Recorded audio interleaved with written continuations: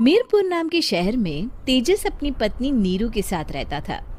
पति पत्नी दोनों ही नौकरी करते थे। एक दिन तेजस गांव अपनी माँ के पास फोन करता है। हेलो, प्रणाम माँ।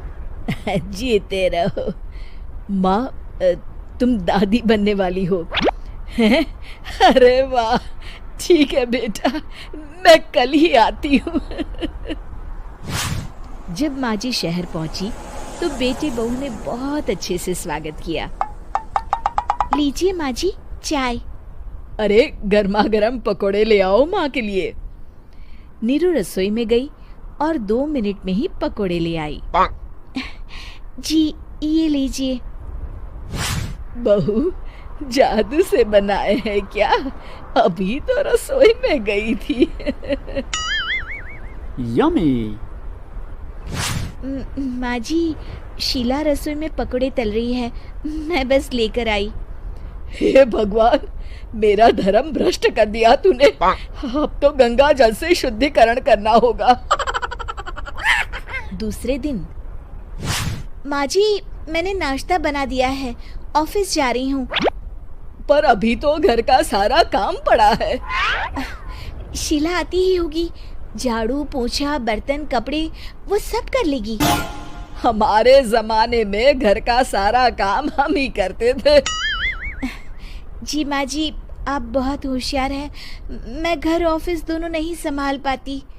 तो जरूरत क्या है घर से बाहर जाकर चाकरी करने की? वैसे भी घर का काम खुद करने से घर में बरकत आती है, समझी? पर माँ जी। पर वर कुछ नहीं, इस महीने की पगार मिले फिर ऑफिस बंद है। हाँ। रात को नीरू तेजस से कहती है, सुनिए जी, माँ जी बोल रही थी कि मैं नौकरी छोड़ दूं। वैसे ठीक ही तो है, अभी तुम्हें आराम की जरूरत है। फिर भी आराम कहाँ, शीला को छुड़ाने के लिए बोल रही थी। तो अब 24 घंटे में इतना काम तो कर ही सकती हो। पर जॉब पसंद। अगले दिन जब दोनों ऑफिस के लिए निकल रहे थे, मेरी तो कोई कीमत ही नहीं है इस घर में। माँ जी, आजकल महंगाई बहुत है, रहन सहन भी बदल गया है, दोनों नौकरी करते हैं तभी ठीक रहता है। अच्छा, तू कहना क्या चाहती है? मेरा बेटा तुझे बिठा के खिला नहीं सकता? तू ही इस घर का खर्च चला रही है, हैं? नहीं माँ जी, मेरा वो मतलब नहीं था। मतलब खूब समझती हूँ, ये बाल धूप में सफेद नहीं किए मैंने। हाँ।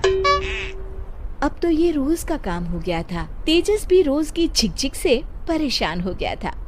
एक दिन उसने कहा, नीरू, वैसे भी तुम्हें मैटरनिटी लीव मिलने वाली है, तो अभी से ही छुट्टी ले लो।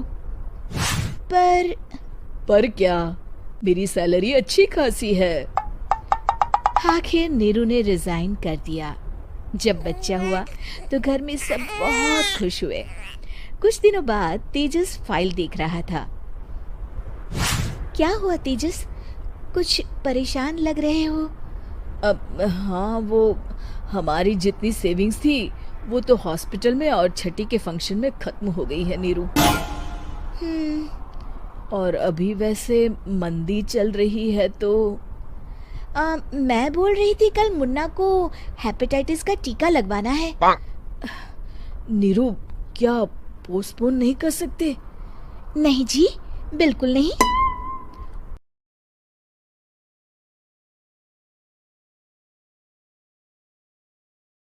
माहौल पर भी पड़ रहा था।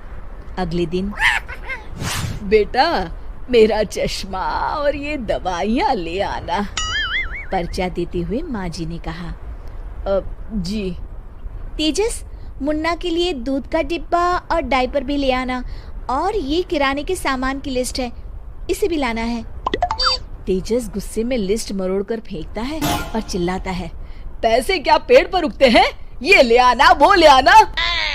अरे पर ये जरूरत का सामान ही है। वो गुस्से में बिना कुछ कहे ऑफिस चला गया। अरे लंच तो ले जाइए।